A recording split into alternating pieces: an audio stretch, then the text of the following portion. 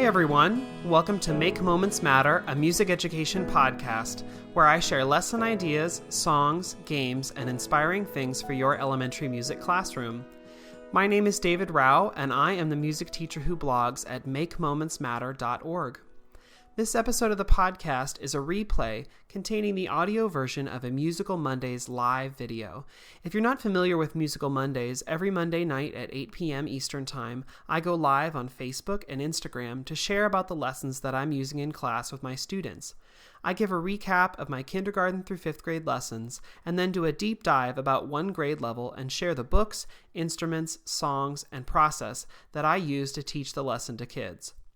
This podcast episode contains all the audio from the Musical Mondays video, but if you'd like to see a replay of the video itself, you can find a link to the archived video on YouTube when you click the link in the notes for this episode.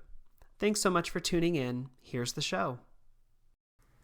Hey everyone, my name is David Rao, and I'm the music teacher who blogs at makemomentsmatter.org. You can also find my ideas on Facebook, Pinterest, Instagram, and a variety of other places when you search for my name, David Rao, or Make Moments Matter. So tonight I'm continuing my Use It and Lose It series. Ideas that you should use and try out, and things that, or ideas that you should lose and sort of pushed by the wayside. Tonight I'm talking about concerts. Specifically, I'm going to talk about my upcoming 4th grade concert, which is patriotic-themed. So I'm going to be sharing about that in just a second. I'm going to be sharing what I did last year, what I'm doing this year, why I'm doing it differently, and some things about that.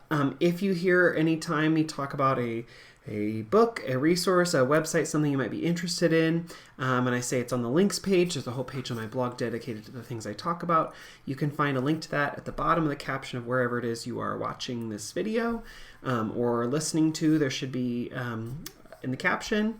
Otherwise, you can go to my blog, makemomentsmatter.org, and find it. Okay, so I'm going to talk about my program that I'm about to do that's going to happen next week.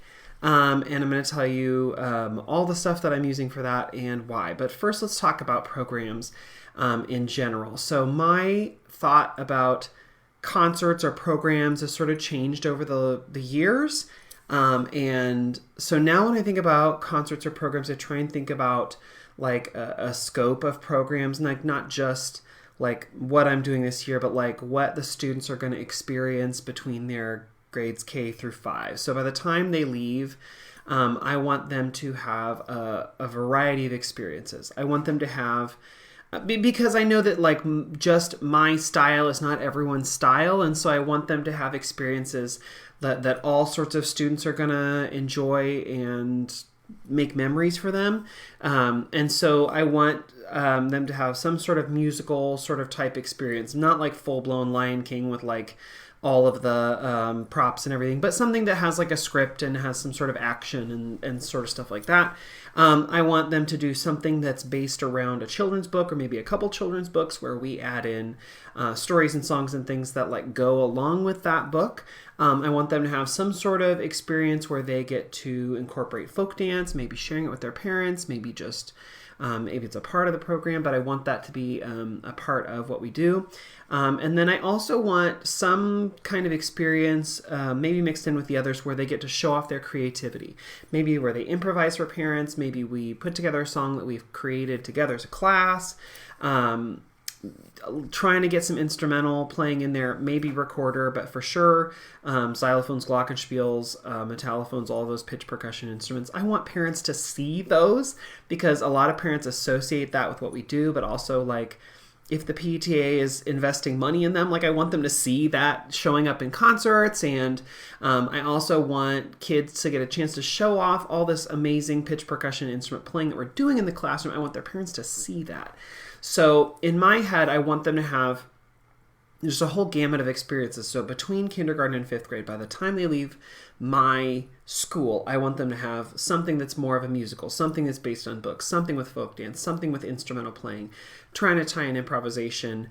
I want them to have a good variety of experiences, so that it's not just like every year the same thing. It's not just we stand in the risers and sing. It's not just, I don't want that experience, because I think a lot of parents come in with like, well, that's what they're going to do at the concert, and then we do something else, and it's very surprising to them. So I don't want kids to just stand up and sing, although that's going to happen at some point in their career. So I want them to have a variety of experiences, but that is not the expectation of every single person who goes to or experiences a concert.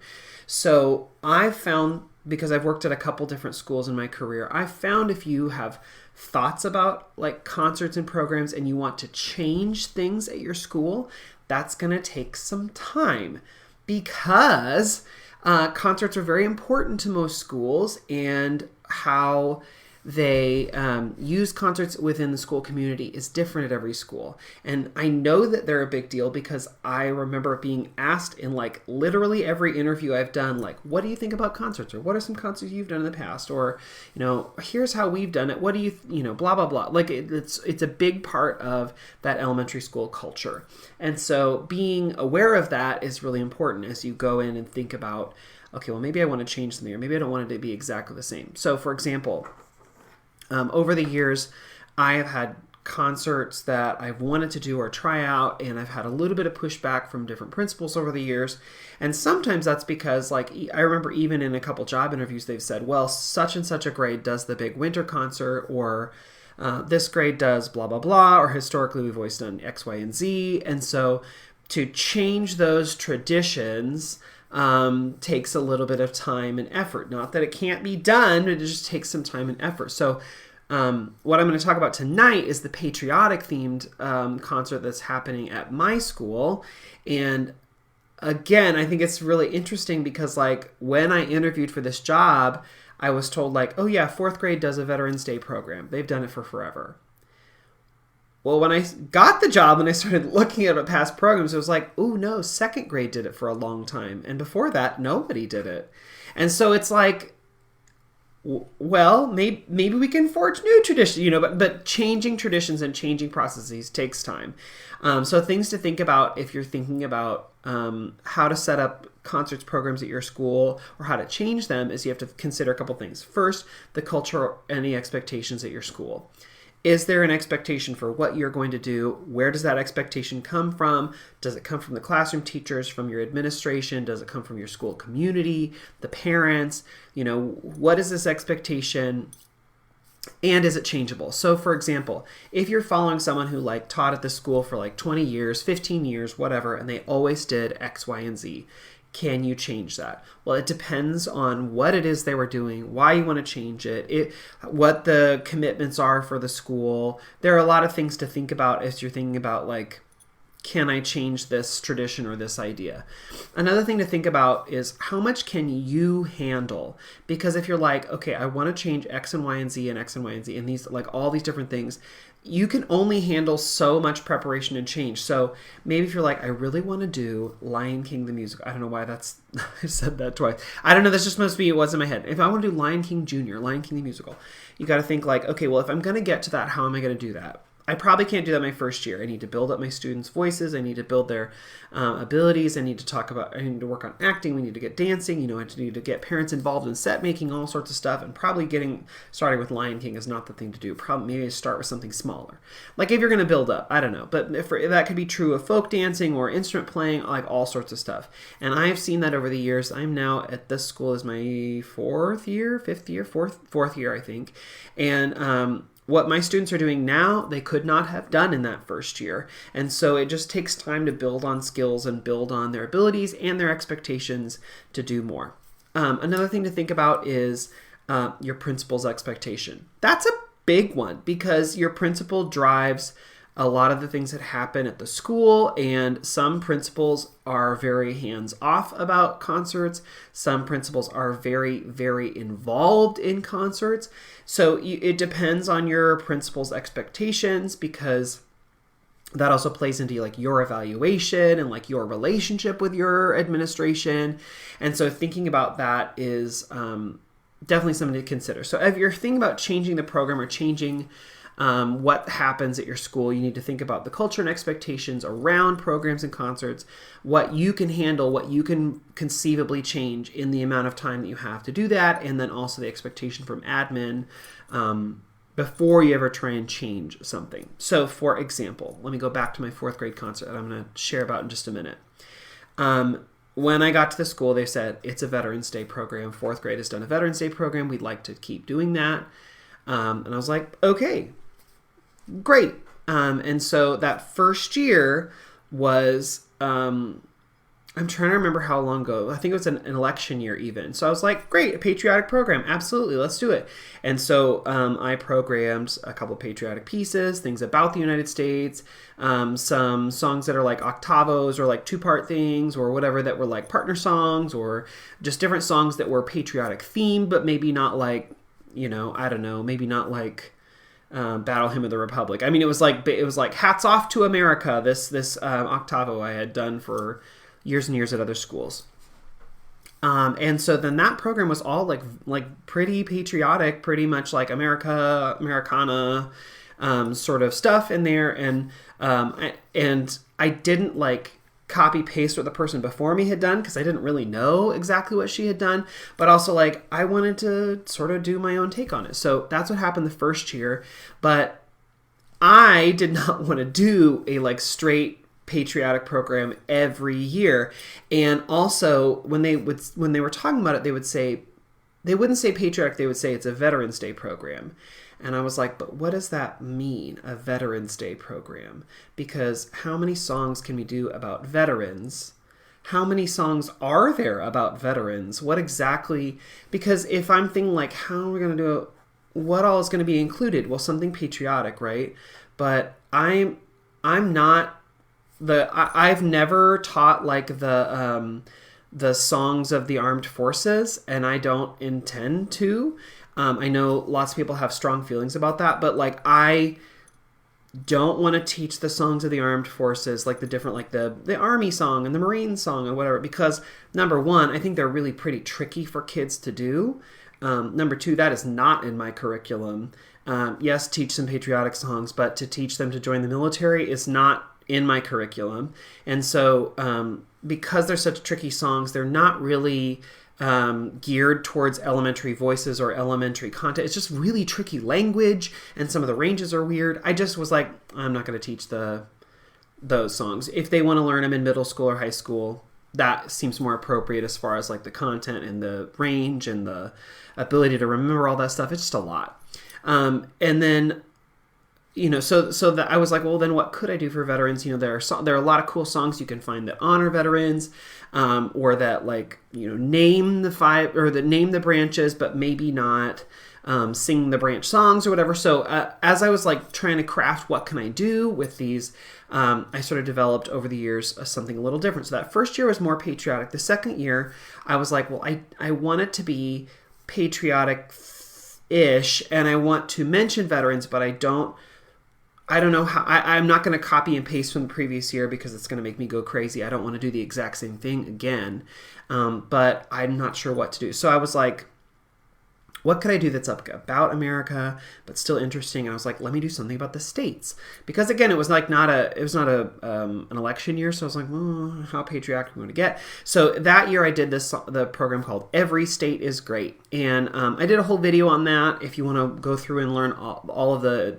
specifics, I've linked that on the links page if you want to go back and watch all that. But basically, it was like there was an opening song. There was. We did the great state debate where each homeroom got to sing a song from a different state. So there was like one did Deep in the Heart of Texas, one did You Are My Sunshine, which was written by You Are My Sunshine, My Only Sunshine, which was written by a former governor of, I think, Arkansas. And then we did, what else? Give My Regards to Broadway and Clementine, because that was like sort of a California theme song. So each class got their own song, which is cool. They got to feature that. And then we did Home on the Range, because that's the Kansas state song. We did a song based on like puns that are based around state names, like What Did Della Wear? She Wore a New Jersey. There's a bunch of songs that you can do around that.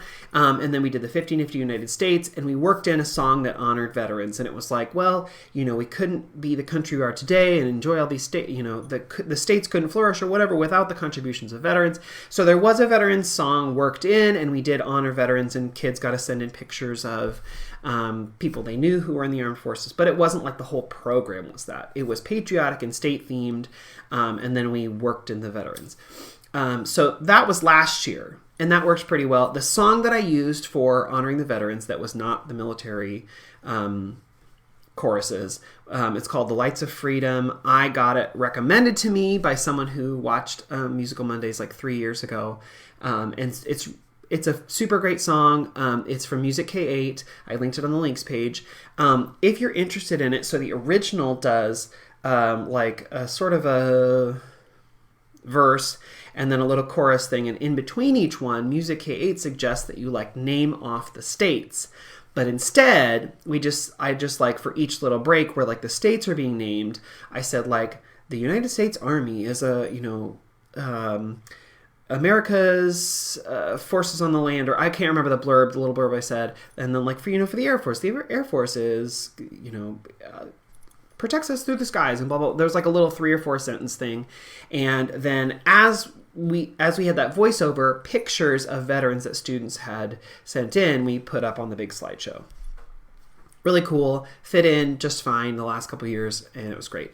And that was sort of how we did it. And so then this year, I was like, okay, I want to do another take or something different. And so I decided to go a little bit further off the path of it's a solely veterans program, and we're deciding to go, but still talking about the United States, still working in veterans, but how can we do that? And originally at the beginning of the year, I was like, I don't know, I could do something about like community partners, which is, like the term that I've heard used for like jobs in the community that are like service jobs like firefighter and police department and nurse, and like just different like jobs that serve the community. I was like, maybe that'll be what I'll do this year. I don't know. Like that's what I was thinking I would want to do. And then inspiration hit me. And so I decided to go with, this was, as I was thinking about this, like the Eras tour was like a super huge deal. And everyone was talking about it. And I was like, okay, I have this crazy idea. So I decided to do America, the Eras tour, because I don't know if you know this, but there are 6 identified eras of the United States. The development of the United States, starting with, I wonder if I have them all written down. Pre-colonial, American Revolution, New Nation, Civil War and Reconstruction, Industrial Expansion. I can't remember all of them, but there are 6 of them. And I was like, okay, so I could do like a song for each era, and it could still be like Eras Tour, and we could go through and talk about the different eras, and how much fun would that be? And I was like, okay, great. So that's how I started out the program. And I was like, okay, so as I'm like brainstorming, I'm like, I pulled up the different eras. So there are several identified ones. There's like Industrial Expansion, there's New Nation, there's American Revolution, Civil War and Reconstruction, New Era. So there, like if you look it up, there are like 6 specific eras that are like the predetermined eras of the United States. So as I was trying to do that, I was like, I can still take this idea from last year where each homeroom gets one song that is like their feature song that they get to sing all by themselves. Why do I like to do that? Well, because it gives them a chance to highlight something that just one class is doing. You get to hear those voices a little bit more isolated instead of just hearing one big mass of singing. It also means that class gets to like come to the front of the stage, so parents like get a photo of their kid up in the front. And it means that I teach more songs, but I'm not like each of those songs, like, so Miss Schaefer's class song, I'm not teaching that to all of the 4th grade, just her class. So that means the amount of time it takes to teach the program gets shrunk down, because like the week or that I'm teaching the class songs, I'm teaching one song to each homeroom. So in a week's time, I'm able to teach 4 different songs, which sort of bulks out the program just a little bit, makes it longer without me taking more time to prep more songs, if that makes sense. So I was trying to plug in like what songs work with what eras. And so this is sort of what I came up with. And then, of course, I had to write the script. So the script is the kids come in, they're like, and welcome to Taylor Swift's Eras Tour. We're so glad you're here. And someone's like, this isn't the Taylor Swift Eras Tour. This is the tour of the United States, like the Eras of the United States. And they're like, wait, Taylor's not coming? Are you sure Taylor's not coming? I made all these friendship bracelets. Why would I do that? And I wish someone would have told me this. I wouldn't have invited Travis Kelce's family or whatever. So like, it's this like interplay joking between like, is it Taylor or is it? So the first song we sing is called All American Me and You. It's another Music K8 song. It's a super fun little song, pretty easy for them to learn, and it's like a great opener. It's quick, it's fast, and then a class comes out and says, okay, so it's not about Taylor Swift. I'm pretty sure it's not about Taylor Swift. And then someone is like, but Taylor Swift and American history are pretty similar. And so it's like, wait, what do you mean? So they were like, well, actually, okay, what did they say? They have a lot in common. They both have developed and changed over the years. And they both have these different eras and whatever. And so someone's like, okay, quiz, is this about the United States or is it a Taylor Swift lyric? And so they say, the quote is, "You're not my homeland anymore, so what am I defending now?" And some kid's like, easy! That's something the colonists said about Great Britain during the Revolutionary War. The colonists said, we are never, ever, ever getting back together. And they're like, exactly. And so Miss Schaefer's class is going to come out and sing Yankee Doodle or whatever. So like I have a song for each of the eras. And for each one, it's like, I have a kid come out and say like, is this a Taylor Swift lyric or about the United States? Every single scene features a Taylor Swift lyric. It's always a Taylor Swift lyric, but it does always have some connection to United States history, which is hilarious. So the first one is, "You're not my homeland anymore, so what am I defending now?" So that's about the American Revolution. So we sing a song from the American Revolution. The next quote from the next scene is, "We're happy, free, confused, and lonely in the best way. It's miserable and magical. Oh yeah, tonight's the night when we forget about the heartbreaks." Is that a Taylor Swift lyric about the United States? And some kid is like, that one's easy. It's U.S. history. It's definitely talking about the era we call the new nation. America had just won the Revolutionary War, but we were figuring out how to be a country all on our own. Happy, free, confused. There was a lot to figure out. So then the next class sings My Country 'Tis of Thee. The next scene is, the quote is, "You can change your hair and you can change your clothes. You can change your mind. That's just the way it goes. You can say goodbye. You can say hello, but you'll always find your way back home." And the class goes, "Oh yeah, well that's for sure. That's about the era called national expansion. So it reminds me of this song called Home on the Range." And then all the class gets to sing Home on the Range, which is our state song. Then the next scene they say, the quote is, "I used to know my place was a spot next to you. Now I'm searching the room for an empty seat because lately I don't even know what page you're on." And someone's like, well, that's the Civil War era because there were Americans fighting Americans. Everyone was hurting. There was this division. So then they sing When Johnny Comes Marching Home Again. The next one is, the next scene is, "I tried to pick my battles till the battle picked me." And the kid goes, that one's easy. It's talking about the legend of John Henry. It comes from the era we call the rise of industrial America. I tried to pick my battles till the battle picked me. So then we sing John Henry. The next quote is, "You opened the door and there's so much more. I'd never seen it before. I was trying to fly, but I couldn't find wings. But you came along and you changed everything." And so then that is our tie-in to the veterans songs. We're saying you did all these things, you made all this possible, and we sing our song about the veterans. And then the last quote for the last scene is, "This is the golden age of something good and right and real, and I never saw you coming, and I'll never be the same." And the last kid says, "Easy peasy mac and cheesy. That's about the era we're in called the new era, and it's a time of freedom and exploration all together as a nation." And then we sing 50 Nifty United States. End of program. So, but my favorite is there's one kid, they like say a quote and there's a line that goes, "I'll be honest at this point, I just think they're all Taylor lyrics. But this one definitely could be about," and then, so like the whole show is it Taylor or is it the United States? But like legitimately, there were lyrics for everything I wanted to do, every era, every song. And so you could substitute out a lot of the songs if you wanted. So like I chose, like When Johnny Comes Marching Home. If you had a different song from the Civil War era or Reconstruction that you wanted to do instead, you absolutely could. Or like I chose John Henry for like Industrial America because that's like a pretty well-known folk song and a tall tale that kids learn pretty often. And so I was like, that seems like it's like in the can and I want them to hear it. And this is a great reason to do that. So all the songs pretty much work together. And like, is it patriotic and veteran themed? Yes. Is that the only focus? No.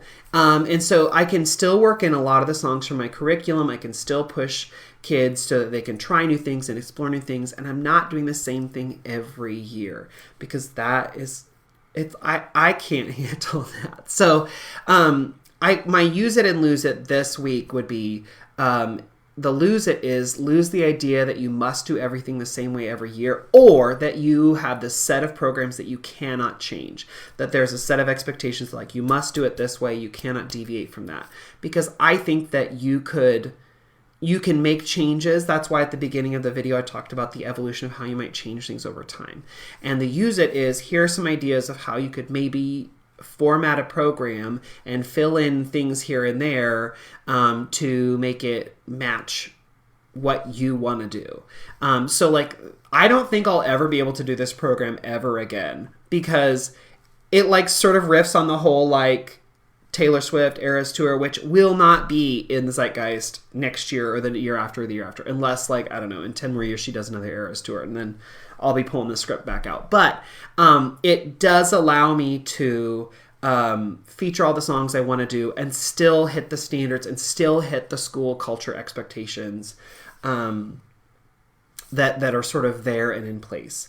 And is it exactly what we've done in previous years? No. Will it be fun for the kids? Yes. Will it be memorable? I really hope so. Yeah, so it's pretty fun. It's fun that the kids get to explore this and try this, and I'm really hoping that it goes over well. And I told kids, you can wear friendship bracelets, you can wear anything red, white, and blue. If you want to wear something Taylor Swift inspired, that's totally fine. But again, try and do red, white, and blue. And so that makes the costume expectations pretty simple. I'm not really having to deviate or teach anything outside of the norm of what I wanted to teach for this semester anyway. It's a lot of the songs and experiences that they would have gotten in the normal classroom, but it still sort of fits with the theme. Okay, also, one of my favorite little quotes in here is okay, yeah. We hope you enjoyed this tour of all the airs of the United States, and we hope you weren't fooled into believing Taylor would be here for the concert. And the next kid says, for the record, all references to Taylor Swift and Eras Tour are purely coincidental. If we learned anything from Taylor Swift, it's that we do not want to go up against her in a copyright battle. She'll win. So anyway, so it's this like fun nod and to the whole Eras Tour phenomenon, and anyway, it's happening next week, so I will report back if it all flops. But so far, kids are pretty excited about it, and I think it's going to sound really great. But as I said before, lose the idea that like concerts must be a certain thing or a certain way. You can do what you want to do within the expectations of like your school community and your admin, and it just takes little changes over time. You're not going to make a huge shift because that will overtax your community and you. But do keep this idea and use this idea that like you can make small shifts over time, and that eventually you can get to a different program or concert experience than maybe you've had before, but is still super valuable, fits the content, and fits the kids in your community. Okay, well, I hope that I'll see many of you next week, but actually I hope I'll see many of you before that, because I'm going to go to AOSA National Conference this week. I'm so excited because the last couple years I've been like on a committee or presenting or working for the social media team for AOSA or something, and this is like the first year in a long time where I just like get to go. So if you're there, please come and say hi and like let's hang out. And if you're not there, you should come. Next year, the AOSA National Conference is going to be in Des Moines, Iowa. It's always like the first week of November, so like plan it for it now. It is some of the best PD you will ever get, because it is like 3 straight days of just what we do, just elementary, really processed out lessons, really smart people presenting, really wonderful groups performing. So if you've never been, put it on your calendar for next year. But if you're going this year, I hope I'll see you there. If I don't see you there, I'll see y'all next week for another Musical Mondays video. Thanks so much, everyone. Have a great night.